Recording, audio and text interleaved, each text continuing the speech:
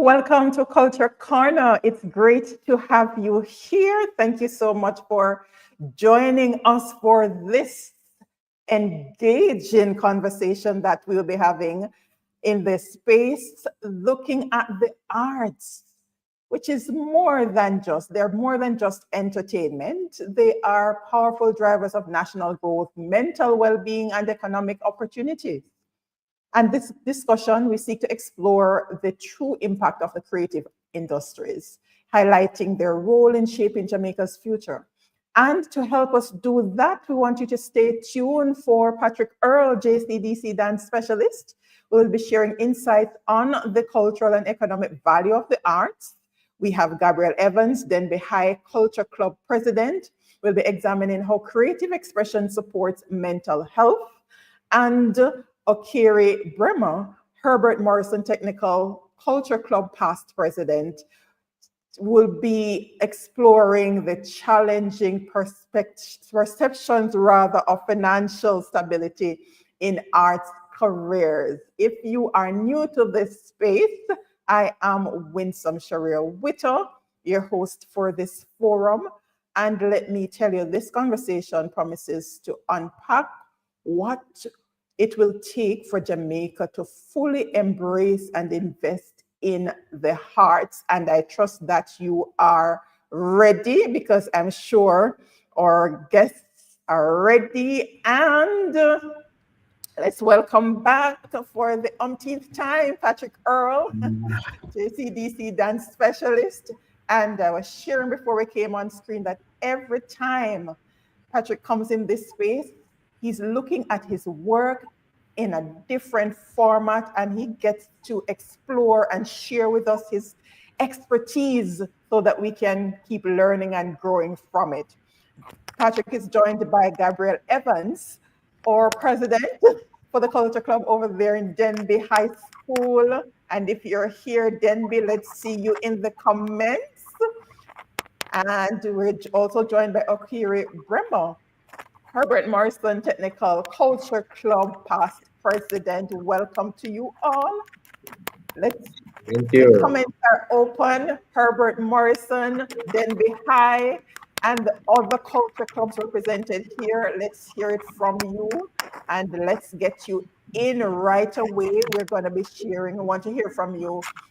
What's your favorite Jamaican cultural expression? And we're going to hear from the panelists their favorites as well. But before that, we see Denbigh representing in the house, Tammy and Mitchell, Elvis Salter. Oh, Elvi, welcome. Always great to have you. All right, Sir Earle, what's your favorite expression? Ooh, I'm just going to pick one out of the bag. Yes. Lord Jesus. Lord Jesus. All right, that's a good one. Gabrielle, what about you? Okay, so mine is a very, very new one. You know, the one that they do like murder for Samantha. That's the one that came to the ending that came to mind when you said murder. Okere, what's yours? Well, my one is new. All right. Mr. Guys, one hip hop pastor. Yes. But if you were reading traditional, mine would be one cocoa full basket. Okay. All right. So already we are getting warmed up in Culture Corner, because this is a big part of our culture. And every year we have something new. All right, Patrick? Yes. This one is the first I'm hearing that. All right. I'll be suggesting that we should research the impact of Jamaican culture. All right. We have been doing that for quite some time. So you've been missing Culture Corner. We've been doing that, exploring different aspects of the impact. Social media on, all right. We'll make note of that. And Evelyn, if you're here, here's one for the schedule. All right, so let's get right into our discussion, because we have quite a bit to unpack. So let's start by looking at arts as a pillar of national growth. Patrick. how have you seen the arts contributing to Jamaica's national identity, tourism, and economic development from where you sit at the JCDC? Uh, thank you so much, and good night, everyone, wherever you are in the world. In terms of national identity, I do believe that when Jamaica was in the process of, being independent and celebrating that, the JCDC was created to put an identity, to put a fix to what that is to be a Jamaican. And the best way to do that was through the arts, So when we talk about national identity, we are looking at our artistic expression. Yes, it serves as a unifying force for our nation, Jamaica, whether it be dance, drama, theater, visual media. All of these things help to preserve and promote the Jamaican history. So let's take, for example, our music. So when we think about reggae, ska, dancehall, we are thinking of its international recognition. Yes, and we have players like Bob Marley. We have other icons, I would want to call them. We have Shaggy. Yes, and late on the list, I'm going to be very controversial. We have what's his name again? It slipped me just now. The concert that was held just recently, the younger ones, Vibes Cartel. He's known in a particular sector of the society that has a global impact. When you think about dance, you think about or Kumina or Dinkimini or Jonkunu and how those movements are reflected in dancehall. And dancehall now has a global captivative audience. And that is why at JCDC, within the context of our high school and our basic school and our primary school, we have our competition to ensure that the unearthing of these talents, the showcasing of these talents, that our Jamaican identity is being practiced. Because it is all good and well to have an identity, but if it's not being practiced, then we're not going to have anything. When we think of our literature, when we think about theater, we're thinking of our playwrights, right? We're thinking of our authors. We're thinking about Louise Bennett. We're thinking about Trevor Rohn and others. So they capture the Jamaican lifestyle in the poems, in their dialogue, strengthening national pride. When you think about tourism, we're thinking about our song fest. We're thinking about our festival song competition. So tourists will come to Jamaica for those events. Good. We're thinking Right. about our performance spaces. We're thinking about little theater. We're thinking about Randy Williams. Good. We're thinking of our dance workshops that Europe would oftentimes invite dancehall practitioners to come over to teach the authentic dancehall. So, from those perspective, it is important that we value the arts for more than its entertainment value, but also for the documentation of who we are as a people. Indeed, well said. And already you're unpacking quite a bit there, Patrick, because when you think about even the concert that you mentioned, we had tourists coming in for that concert as well. So it's not just the regular tourism on the North Coast with the Sun Sea and the beach And anymore. you So that's a big part of it. Yes. and And I as you never say that, Yes, uh, and I never actually thought about our talents going overseas to actually support, which is an yeah. additional income earner for us. And then, no, sorry, I haven't plugged in the whole idea of our film and theater industry. There you Cool go. Runnings, The Harder They Come, and recently the Bob Marley documentary, providing opportunities for local directors and production crew. So we're infusing our Jamaicanness in how oh, cinematography is put on screen because the Jamaican environment is on show. Indeed. Yes. And I love that there's more when it comes on to the lead actors, they actually come in to study, and so they're sounding more Jamaican than before. So that's a big thing there. All right, and I see Okere and Gabrielle nodding, so let's bring them in the conversation. So, Gabrielle, from a student perspective, how do cultural activities build leadership, confidence, and a sense of belonging? Good night, everybody. Good night. So, as the Culture Club president, I have seen JCDC in its full You're form. sounding a little distant, Gabrielle. Oh, sorry Let's about try that. without the headset. Okay, give me 1 minute. Right.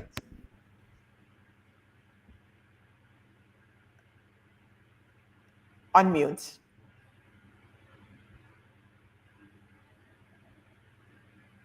Hearing me any better now? Much clearer. Go right Okay, ahead. wonderful. So, as the Culture Club president for Denbigh High School, I have seen JCDC in its full form: dance, drama, speech, creative writing competition, poster competitions. I have seen it all. I have seen how these specific groups, they have embodied what we call a family, especially for speech and drama, where you'd see in practice time, you'd see them having lunch together, you'd see them practicing together, you see them practicing their lines. For music, you'd see them up in the music room practicing day in, day out. The first thing they come to do in the morning is practice, and it forms a community and a body that is more like family, right? It also helps in their leadership because at MB High School, where we support expressing your talent. So if I sing, then one day in general devotion, I will be singing. That teaches me confidence. It teaches me how to stand in front of a crowd and not be scared, how to practice my speech for speech and drama, and how to realize that eyes are on me and I can do this nonetheless. In terms of leadership, I am a prime example of that.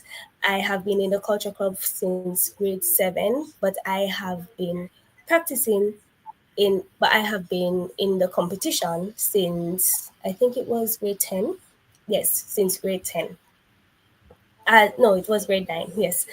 As a member, as a participant in the competition, I have learned how to not only manage my time for academics and school, but it has also taught me skills in terms of standing in front of people and being confident. And that confidence spills over into the things that I do in my everyday life. For example, I use my practice and standing up on a stage for JCDC as a practice for my interviews when I am doing interviews at school. I also use when I monitor every practice, whether it be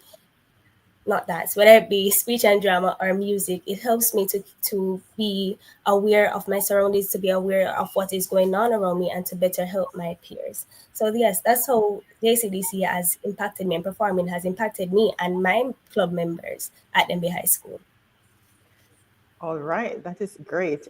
And JCDC is doing something right because we have been having Culture Corner since 2022. We're in 2025, and each representative that's been in this space, this has been the same response in terms of how being a part of the different competitions have impacted them, and it translates not just in when they go on stage, but every other area of their lives. And that's from the Festival Queen competition all throughout. So that's something that is standard across the competition. Thank you so much, Gabby, for highlighting that. All right, Okere, based on your research and experience, what are the biggest misconceptions about making a career in the arts? Hi everyone, good evening. Thanks for having me, Mrs. Wittup. So Sure. I think we can break it down two ways. And I think even on the other side of things, in terms of as a educator in training, when you look at it now, even before making a conscious decision to pursue a career in the arts, there's a stigma on arts education, especially in our secondary schools. And if I don't know how if we could actually do a study to see how many schools still have their theater arts program going, how many schools still have their visual arts program going. There's a systemic issue when it comes on to arts education. And one of the biggest misconceptions is it's even stemming from a more it's a more in a more sociological sense, where we think that arts doesn't have the financial, well, let's say financial backing. It's not going to make you any money. And so when you have that as a grassroots issue, it stems into creating issues within the arts fraternity, where you don't have persons pursuing careers in the arts, you don't have persons pursuing opportunities in the arts, because their idea is that no money no in the arts, and we now gonna make no money, and it's a go hard, and that sort of thing. And again, going back to arts education, we have to stop thinking that, oh, art is hard, and art is it's not going to take you anywhere, and there is no educational value or academic value in participating in the arts, or pursuing opportunities in the arts. So for me, the stigma on arts education is what creates that sort of misconception. And then we also have, where as a culture or as people, because if you really look at it, when parents start to have conversations with their children about going to university, parents in our Jamaican society, you would think, would want to embrace a sort of more cultural identity, where they're supporting the arts and seeing what the arts have done for us as a people, and done for our culture. You'd think that you would want your child to go to university to study the arts too. And mind you, the arts is broad, because the arts is not just performing arts. You have culinary arts, visual arts, literary arts. So the arts is wide, and it's vast, and we should be able to appreciate that. Now, going back to, if parents have these sorts of conversations about careers and career opportunities, if their child in our Jamaican society, and I'm looking at it from teaching perspective, comes to them and said, "Mommy, Daddy, I want to be an artist," I mean, you would hear some words. I can't put them on this platform, but you would hear words, because they're going to tell their child that that career is not a career. It doesn't exist. They should become a doctor, lawyer, engineer, or a teacher. And so that sort of thinking we have to move away from, because the arts has created opportunities, is creating opportunities, and will continue to create opportunities for future generations. So changing that sort of perspective about arts education, and changing our mindset towards thinking that art has no economic or financial value to us as people. Awesome. As they saying that, but all the money is in arts. All right. And quite so. All right. So Okere started sharing what needs to change, the perception, and in general, Patrick, what else needs to change for arts to be seen as a core driver of Jamaica's future? You're putting me in a spot, because there needs to be a paradigm shift in what we understand to be educated. Yes. Way back in history, in ballet time, if you are not able to do the court dances, you are considered to be unlearned. Yes, because when everybody goes to the ballroom, they need to know the various formations in the quadrille, because that is where quadrille is coming from. So they would send their children to be educated in the arts, because in the social gathering, not to know you are considered to be on the lower part of the society. So you need, right? So there need to be a paradigm shift of what it means to be educated, right? And we need to look at the arts from two perspectives. One, dance, the arts as education. So you're going to the Edamame College and you want to be professionally trained. And at the end of that 3 year, you are a certified performer slash teacher. But a part of the challenge, when we go into the workplace in the context of the high school, we do not have a space for the art teacher. When I started, it was out of the goodness of the principal, Joan Tizer Mills at St. Catherine High. And what she did, she took a space from the physical education department and create a dance post, right? So if you look into our high school, there isn't a post for the arts teacher. There is music, yeah, but when you think about theater, when we think about dance, there isn't a prescribed set, do not touch that post because it is for the art trained individual. Good. So now when scholarships are being offered, it is for math, it is for science, yeah, and there is nothing specific for the art-centered individual, yeah. So when I graduated from the Edamame College, one, two, three of us remained in Jamaica. The others went overseas to dance in Lion King, to be on Broadway, because that's where the money was. We never had any money to buy any plane ticket. So how can we make it attractable? By changing policy in terms of what it means to be educated. Two, having the art being a part of the formal curriculum and not just an extracurricular activity. Good.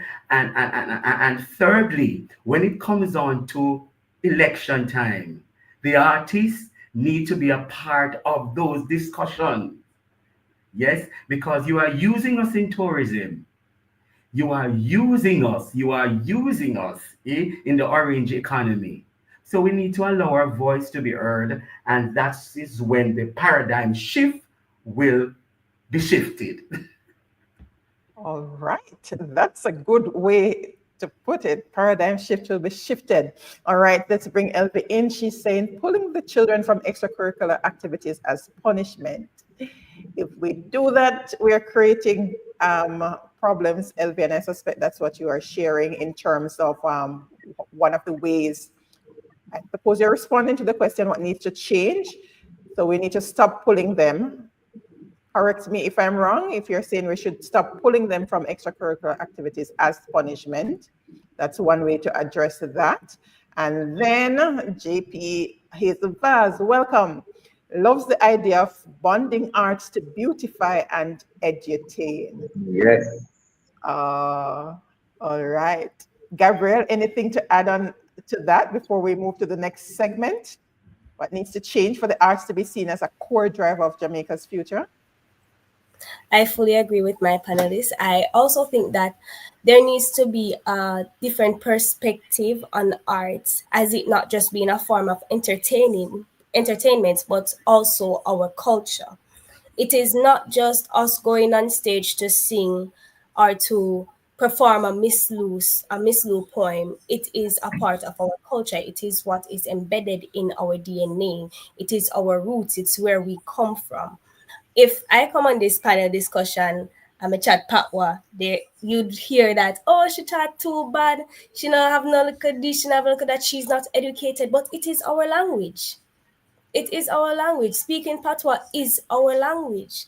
And it comes from generations of belittling and watering down our culture and our heritage to make it look like our culture is not important and our culture is not what we'd like to say, is not what they consider to be, as Mr. Patrick Earle said, education. education defined by Jamaicans on a wider basis is having 16 and 17 CXC subjects going to UE to become a doctor and a lawyer. But what about the persons who are going to Ednaman College to keep the culture alive? What about the persons who are participating in things like JCDC to fully embrace and to push our culture to the wider community? It starts in our homes, it starts in our schools. I've been hearing it since I was in primary school. You chat pat or you chat too bad. Even the pole dance where they would wrap the strings around the poles. Yes, Yeah. I used to see that in primary school, and it was something that was so rare. I've seen Jankono once in my entire life, and it was at school for a culture activity. It was at school once in my entire life. I have to ask my parents about this instead of experiencing it for myself. So I think there needs to be a shift in our mindset towards our culture. Stop viewing our culture as something that is bad, but rather something that we should embrace in our everyday life. Where is Jankuno? Where is the pole dancing? Why is it that we're not wearing the the patterns that Miss Lou wore? I don't remember the name right now. Why is it Tanzania. that Donna. yes, why is it that we're not incorporating that more in our fashion and owning it as Jamaicans? I think we need to have a mindset change, not only in this generation but the past generation, so they can teach us more about our culture and fully embrace the Jamaican culture. All right. So, Gabrielle and others, welcome to Culture Corner because that's exactly what we do here. We have gone through all of that, and there is still a John Conant group in Jamaica. We featured them about 2 Christmases ago. So there's a playlist there for Culture Corner, so you can go through and you'll see where these different activities are still being held, because it might not be in Clarendon or your parish, but it's somewhere else in Jamaica. And we can make it a destination where we go on over and support the other parishes in that regard. All right. So the learning and sharing is alive and well. So talking about well, let's move on over to arts and mental well-being. Gabrielle, this is your area, but let's start with Patrick. How does dance help people cope with stress and express emotions, Patrick? Uh, so So individuals enjoy the arts for several reasons. Good. So let's first look at it from the perspective of emotional expression. Sometimes when individuals need to communicate, they cannot find words to articulate what they want to say. So therefore, they will use movement to communicate what they are feeling. So the joy that comes from the human body, the sadness, the anger, it brings healing to the human body when you are able to express yourself. So engaging in movement experiences give you that opportunity. When we explore, for example, different dance styles that are rooted in our tradition, it gives individual a sense of belonging, a way to share personal and collective experiences. So when the revivalists gather, yes, that's a community.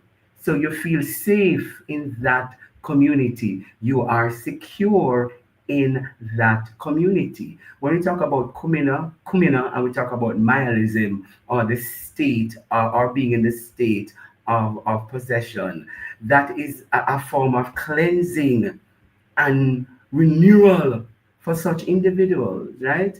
So when we talk about mental wellness or stress relief, we have individuals who just want, they're not in it for technique or skill development, but they just want to bust a sweat.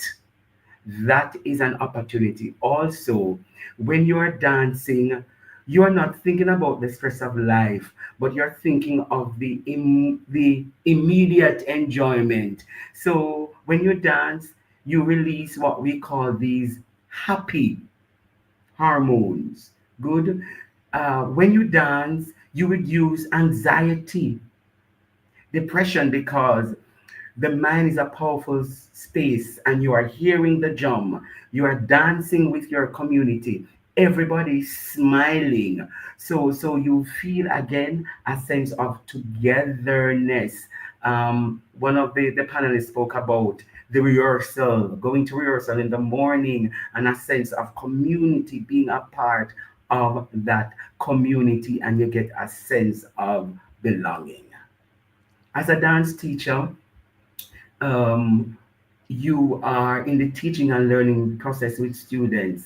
And when you see the smiles on their faces at the end of a presentation, that is rewarding for you, the teacher, because you have just impacted another life. Indeed. All right, let's pull Tristan into the space. That's why I enjoy seeing when our young people write songs that speak about their life or emotions, because sometimes that's the only way they are able to express themselves in a safe way. Talk about mental wellness, just Mm. offload, right? Gabrielle, how have you seen the arts improve students' mental health and school life? Okay, so first I would like to speak on the stigma that surrounds mental health in Jamaica. Growing up, I always heard that if someone is depressed or if somebody is suicidal, then them mad. They're what they call mad woman or madman. It is often so stigmatized that persons do not speak up when they're going through something that is threatening their lives and their mental well-being. Whether it be grieving, whether it be a loss of any kind, or just the fact that they're just sad and they're just not doing well mentally. It is heavily stigmatized in Jamaica, and that causes a lot of people, a lot of persons, not to speak up. However, JCDC provides that platform where they can express themselves freely. I heard Sir Patrick speaking about it's expressing without words for dance. For speech, it's putting in the emotions that you cannot tell someone to say that, oh, I'm feeling sad today, but you're putting it into a poem that speaks about sadness or speaks about depression or speaks about just overall having a bad day. In the same way, for music, you might be singing a song about something, about love, and you're putting in the emotions that you want to say when it comes to how you are feeling mentally, when it comes to how you are feeling stressed. For example, I can give an example. I was at JCDC and I was singing a song. The song is called The Winner Takes It All, and it's about, basically it's about two lovers, but one broke the other's heart, and it's just a whole dramatic thing. However, while I was singing the song and portraying the emotions, I was thinking about when my grandma died and I wasn't allowed to fully cry and express my grief for her death. But I had to feel like I felt like I had to be strong in that moment. JCDC, for many and myself, provides a platform in creative writing, in dancing, in every area. If you can't dance, you can sing, and if you can't sing, you can write, and if you can't write, then you can perform in speech, and if you cannot do anything like that, you can cook. And if you can't cook, you can make posters. What I love about JCDC is that it's such a wide platform for you to express in many different ways, to express yourself in many different ways, or in just one way that you can. And if you can't do any of that, they can play an instrument, and it caters for that. It caters for many persons to show their emotions in many different ways, to indirectly say that I am not feeling well, to indirectly say that I need help, to indirectly release what they have been holding in for such a long time that betters their mental health. Performing, as Mr. Patrick would have said, would release will release stress. When you feel like you get it right, it's one of the best feelings in the world. You forget about your depression, you forget about your anxiety for just a moment. And for just a moment, you have hope that my future will be a little bit better if I continue to do the thing that I love. So yes, I believe that it fully impacts our mental health for the better in many different ways. We spoke about community already, and I just wanted to touch the emotional aspect of it, of releasing stress and releasing anxiety, releasing fear of the future, and to just believe in yourself that you're doing something right in your life. I can give testimonies and testimonies about that in creative writing, in speech and drama, in music, from my friends to myself. And I can truly testify that JCDC is helping a lot of our students. Oh my. Listen, JCDC doing an awesome job. Did you hear Gabrielle just reading off the different areas that you can participate in at JCDC? And I'm like just checking back the different forums that I've gone through with all of these different areas. And I'm like, okay, Gabrielle, indeed. All right. But Okere, do you think students are aware of the mental health benefits of the arts, or is this an area that needs more promotion? What's your thought? Let's talk about it. To answer the first part, there are some students who are aware of the mental health benefits or the overall benefits, or specifically the mental health benefits, because they are active participants in the arts process. There are some who don't, because they don't understand how we do things over here in the arts. And just to touch on improvement in mental health and school life, one, arts does improve mental health, because when we look at studies done by numerous psychologists and specialists in this area, we realize that the use of music, the use of drama, the use of the creative arts, the use of culinary arts has helped to increase things like cognition and mental ability, and even the use of physicals, the extremities of the body. So there are improvements that come with mental health and also overall health. And school life, we're talking about arts as a driver for community, as was said by Mr. Earle and Miss Evans, where art pulls school communities together. Art is just like football. All the persons in the school will get behind the football team. But if you have a school that is an avid supporter of the arts, like Herbert Morrison, when the dance team goes out, everybody gets behind the dance team, and it's that community and that sort of energy that will carry the dance team through. And so when you have students participate in it, and they are active participants, they get the benefits, because when I was at Herbert Morrison, students come to practice to relieve them stress. And we go through a long day, and I used to do it. I would go through a long day, because even though I did art as extracurricular and also as a content era, but my main special was business. And after going through accounts and numbers and economics and business operation and whatever, and I leave class, man, it's an opportunity for me to go and de-stress. And so when I go and I say, go on, girl, your favorite target is what you want to do. You and your booger, your girlfriend, them take the bread of you, and then you go and your boss to move, and you do the quadrille. I'm a lover of coming up, and they were married. Anyway, but when you go and you engage in the art, it relieves you of what you're going through.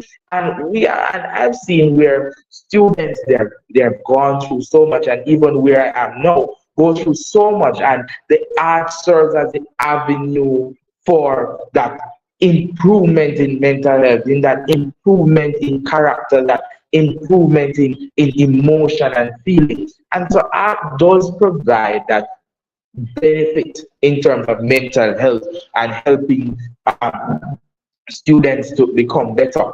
But I think that we as practitioners in the area need to do more to say that, hey, there is great benefit here, and this is why you should come over here. Not to say you shouldn't do your science or your business or your economics, but there are increasing and significant benefits over here in the art. So there should be more promotion of that benefit. Amazing. All right. And Tristan is sharing some really awesome gems in the comments. You all want to check it out. Indeed. And Peyton was sharing earlier that is why it's good when a performer can relate to a piece being performed in order for them to actually show the emotions. Gabrielle was sharing earlier, and it came out right across. Okere, you remind me of Patrick when he gets into talking about the different dance moves. You have a quick plug, Patrick, before we shift gears? I was just listening to them, and I was like, I'm so proud of working at JCDC. I'm very proud to work at just by hearing them. Right now, I'm driving across the island to go to all the parish finals, and I'm tired after driving, but listening to them gives me an extra pep in my step. Yes. So for those that are listening, we need to document our experience in the arts. And one of the ways of doing it is just writing to the Gleaner. You are sharing your experience to the Sunday Gleaner, to the observer. So individuals that are listening, students that are listening, just write to the Gleaner to share your experience in the arts. And if you engage in the arts in your high school, we're not saying that you're going to become the dancer or the singer. It will make you a better business person, a better computer programmer, because you're going to create a computer program and you have to be creative. So you engage in the arts for creativity, for confidence, so on and so on. Not to be the artist, but to make you a better person with what you are doing. All right. And that's a great segue to the next segment. We're going to be looking at a career in the arts and being financially prudent, if this is real or imagined. But before we go there, we want to keep the comments going. So in addition to what Patrick asked you to do, you can share in the comments what you think we can do, schools, families, communities, to make the arts more accessible as a tool for well-being. So you can share in the comments as we continue the discussion. So Okere is going to share with us now what inspired him and the team at Herbert Morrison to focus on the topic about we're going to put it in context for us, Okere, what you did in terms of financial prudence. Is it real or imagined? And what were your key findings in that piece? Let's tighten it up a bit because time is catching up on us. All right, Okere, go ahead and share. Yes, so let me be quick with it. So in our yearly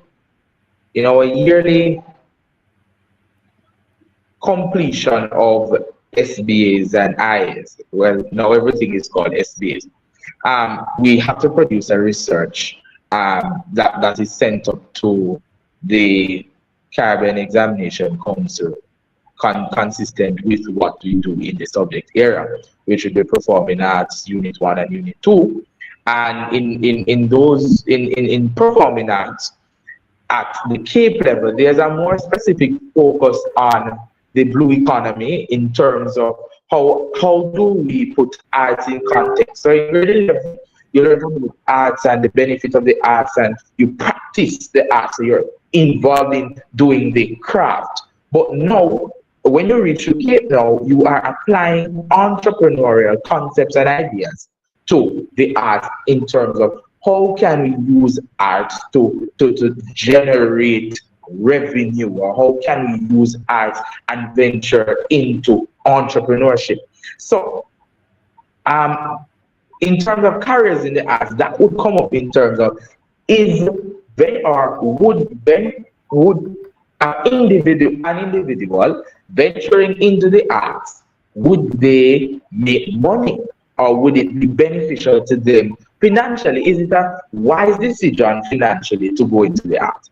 So when we look at that research and we would have completed that research, one will realize that there are many issues, because one of the main things is that the arts industry it depends on gig work.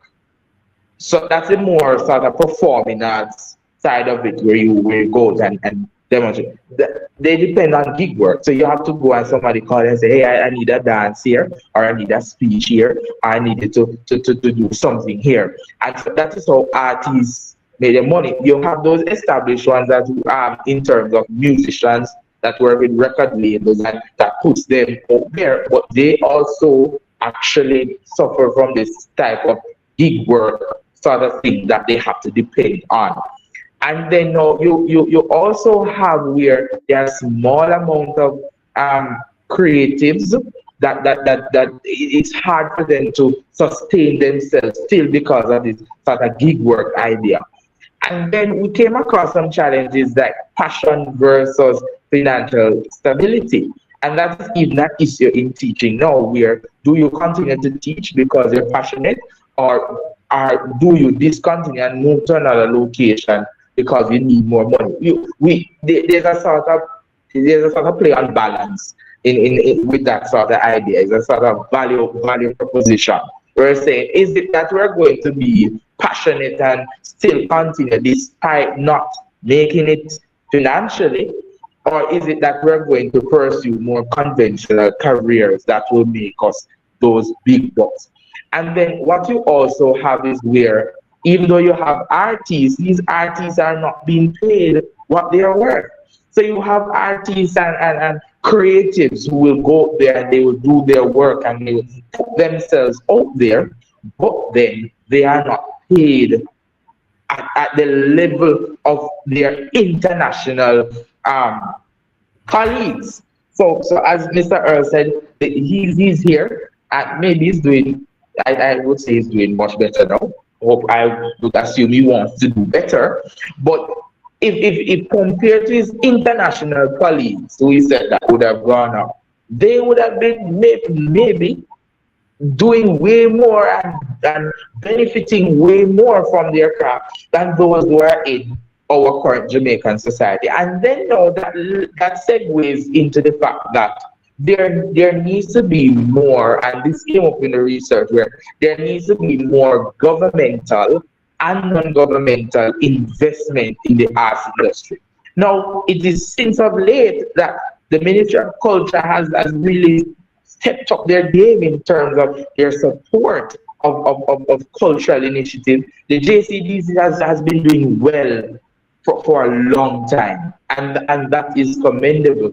But it cannot be that it's only through the JCDC that we're seeing that investment in the arts. While it is good because JCDC helps to capture and helps with cultural retention in our education system, and that is good.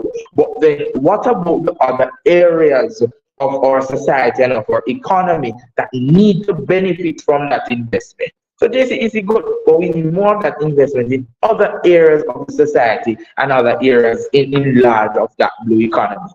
And then finally, the final point I'm going to touch on is the fact that there is uncertainty when you seek to pursue a career in the arts, especially in Jamaica. Again, because there are systemic flaws with our thinking. As it was made mention, there is uncertainty. So if someone decides that I want to pursue a career in the arts, whether I'm going to be an actor, or a teacher, or I'm going to be a musician, or I'm going to be a career artist, specialist, whatever, there's uncertainty in terms of, will I make it to that terminal point where I am well off and I'm able to create opportunities for others to be well off as well. And to be able to invest in themselves and also invest in others, so that we can continue generations to come in the arts and industry and the blue economy. So there's that sort of uncertainty. There are some persons who took the leap of faith, and I think Mr. Earle is one of those success stories. There are some persons who took the leap of faith to really pursue the arts. and that's a good thing. And they are doing well so far. But I think that if it is that there was more support of the arts industry and the blue economy, then there will be more people who will be more passionate and more willing to participate. And I know for a fact that the arts industry will be doing way more than their current capacity. So these were some of the findings that came out in our research. And man, was a very interesting research that we did, guided by I call her Professor Maureen Reed, Herbert Morrison, another creative mind, really inspiring, and was a really good research doing this one. Yes. Sounds really interesting. Quite a bit of findings there, and everything sounds on point. All right, Patrick, let's hear from you. So we've heard what the research said. Let's hear from you, from your professional experience. What are some realistic career options in the arts that you see working now, Patrick? Because things are changing. All right, good. So I do appreciate that research, and I do understand that the research was centered on the performance aspect of the arts. And I do agree with you when it comes to performing on stage in Jamaica to that overseas, the overseas individual would reap good rewards because there are unions to represent them to set certain fee. Yes. So they are unionized in Jamaica. The artists, we are not unionized, so anybody can give anything they think that you're worth. But just coming out of the performance mode, and I want to look at it from art education and academia. So we know that we have the drama teacher and the dance teacher and the music teacher, and they are paid well in the context of the Ministry of Education, where they are trained teachers, graduate trained teachers, and they are paid at standard rates set by the Ministry of Education. We have university lecturers. So I used to be a teacher at St. Catherine I used to teach at the University of the West Indies and UTech. All right. So you can be a lecturer. You can also be an arts integration specialist. So, for example, when they are writing curriculum, they will call in the artists because we have the content for the arts, and therefore we work as consultants. We can be workshop facilitators. We conduct training for educators because we have the content where the art is concerned, and therefore individuals will call on us. They will call on us to write youth programs. So you're thinking about curriculum writing and you are paid for that. At the JCDC, I'm the dance specialist. So I'm in arts administration and cultural management. Good. So you can be a creative arts administrator. You can be an artistic director. You can be a cultural events coordinator. You can also be called on to write on grant writing, fundraising. When you think about the production and technical careers, you're thinking of being a stage manager, a production manager, beg pardon, lighting and sound designer or director. You can think about costume designer or set designer. You can be a videographer or an editor. In the media digital art space, you can be a content creator. Yeah, you can be a film/TV producer. You can think of animation and the multimedia space where you'll be an artist in that. You can be a music producer, a sound engineer. When you talk about the psychological part of the art, you can be a dance/movement therapist. Yes, you're going to need further studies, so you have to go overseas. You can be an art therapist. You can be a community arts organizers, right? When you talk about the entrepreneurial part of the art, you can be a studio owner. You can be an independent artist. Yeah. And again, you can be an art consultant. So therefore, the possibilities are endless. I remember the first job I did when I came out of Enamani College at a particular hotel, and they asked me to do a choreography. I did my research and I knew what they were doing overseas. So you're going to pay me to think about the choreography. Good. You're going to pay me to go in the space and create the movement on the dancer's body. Yes. And then, so for the opening night, you pay me one price. If you're going to use that choreography over and over and over for other shows, that's a different set of money. But if you don't know, right, I don't do anything else but dance. I have my house, I have my cars, I have my children. Yeah. They call me to review books. Yeah, the theater arts book that you are using now from Carlong Publisher, they call me to review that book, right? So there are possibilities there. I'm disclosing my business to the world, but I want you all to learn that you can make money, you can survive. I am not going to leave Jamaica to work anywhere, because if I'm going abroad to live, have to have a bigger house, a better car, a better life. That's right.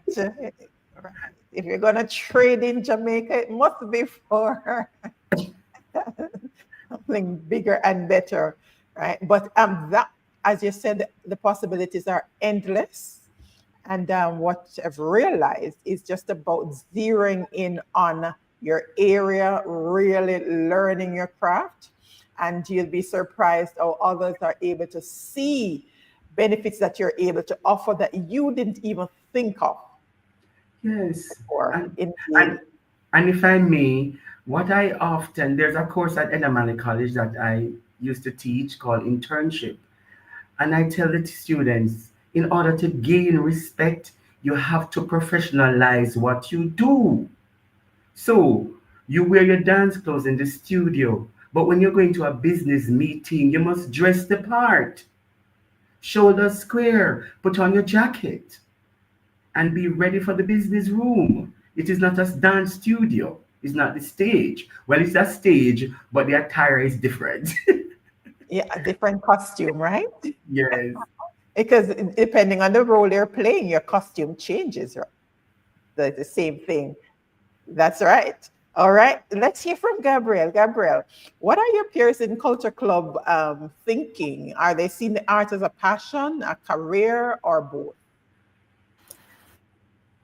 It's more of a passion on the wider scale, I must say, unfortunately. But there are a few who truly want to delve into it as a career and make a living out of it. So not only, and it's funny to me because the passion spills over into the career for them. So they not only have a passion to do it and to just stop, but they want to make a living out of it and to impact others for with that, right? So it goes hand in hand for a part of it, and it's also a sad in my opinion because we have more persons who are just saying, oh, I just had this thing, put a club for me report. I just do this because I like the medals. I like the medals, so I cannot lie. Because we like the medals and we like the trophies, right? And we're seeing less and less of persons who want to do this because they want to make an impact on the wider scale and because they want to truly build something in Jamaica and build something for themselves in terms of a career. All right. So we still have quite a bit of work to do there. But nevertheless, you'll never know because our path change at certain point because I never knew I would be doing anything like this 20 or 30 years ago. And if you ask me, this was not in my plan at all. But it's another opportunity for me to utilize the skills. And it's the same thing with the arts. Because you tap into, as Patrick said, you tap into the different areas. because my strength, if you on the face of it, is administration. To get these forums together, it requires a lot of planning, coordinating, organizing. So it's the same skill set that you apply to different areas and you tap into, because I didn't think about it, but I'm actually a part of the arts industry just by virtue of the space that I'm in. Wasn't intentional, but it Yes. just so you're able to utilize all these different giftings, so you don't put yourself in a box because you think that, all right, you need to go into an office space. I still serve clients. I serve clients that I've never met, right? But I'm utilizing the same set of skills. People are willing to pay you for that. So don't box yourself in thinking that, going in the arts mean that I have to The stage. specific area. No, the possibilities are indeed endless. All right, let's see what Lady Vaz said. I've been using the varying aspects of the performing arts for decades. That's it. And I've seen her at work when it comes on to that in every area, right? So it's not that you're going to be a recording artist, because they put these labels on that then it seems like, all right, this is what I'm going to do. It's so much more. And it's about tapping into your persona, and the mental health comes in perfectly because you have to be at that space where you're able to really connect with your creative side to be able to make the transition and see the possibilities in terms of the monetary value that you can generate from that. And if you're operating, because I believe this space is out of passion, but there is a way that you can turn your passion into money. And sometimes you don't intentionally go about doing it, but people reach out because of what it is that you are offering. And as Sir Earle said, you have to professionalize it, because you all would have gotten follow up to this point and different communication. So you're able to utilize your customer service skills and all of that in the space that you're in. So it does not mean that you're not going to be providing quality customer service, whatever area you're in. And part of the challenge from the research that I'm hearing that Okere and the team did is that we're thinking one-sided, because art, when you're going in art, it's a business and you have to approach it as a business. And a business requires that you utilize certain skills, and you're going to be thinking about how do I serve so that you actually attract the right people who are willing to pay for the value that you are delivering. Make sense? Makes sense. Yes.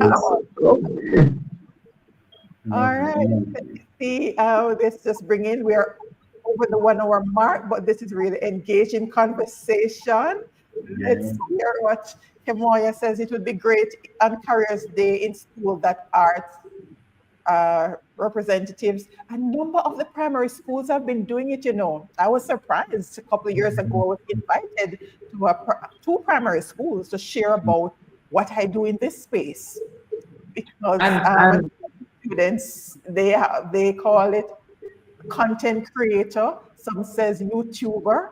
I never associated myself with any of those labels, but that's the reality. So a number of, especially the primary schools, I'm not sure about the high schools, but most of the primary schools, I think, have been including the arts in their career day. Go ahead. Okere, you had something to share? Yes, and if I may, there's this in education right now. There's this contention between STEM and STEAM. So is it just STEM with science, technology, engineering, mathematics, or is it STEAM where you include arts within that realm? I think we also need to change our approach where, yes, technology, science, engineering, mathematics, those are key drivers for you to get the sort of national growth and development that you want. But when you ostracize the arts, or you have the arts in limbo, where do we include them? Do we not include them? So it's like you play answer that by the way SLA. You can't play that sort of game with the arts. Is you have to go for full inclusion, and that is how you will get that sort of support, and then you will get that removal of stigma from the education system. So if we see where our country's leaders are supporting the arts and have a vested interest and really understand, and I think we maybe the JCDC, I don't know if they have, but need to do some policy papers on this, where we really see how, if we can show our leaders, demonstrate them clearly how the arts can make the country better. If we can show them that, we have big investments coming, and if a country sees their political leaders supporting the arts, I know for a fact, whether green, orange, blue, white, yellow, pink, whatever color, Jamaicans are going to get behind the vision. So it is the change in mindset, the change in how we approach our leadership in the arts, and then we will get that sort of change in behavior from our population. So we need to stop limbo and just go right in. Maybe we need to, as I said, be more inclusive, because it's been addressed in different areas. Because as a matter of fact, Early Childhood Commission has been at stream, not steam, but stream for about 3 years now in their personal development institute each year.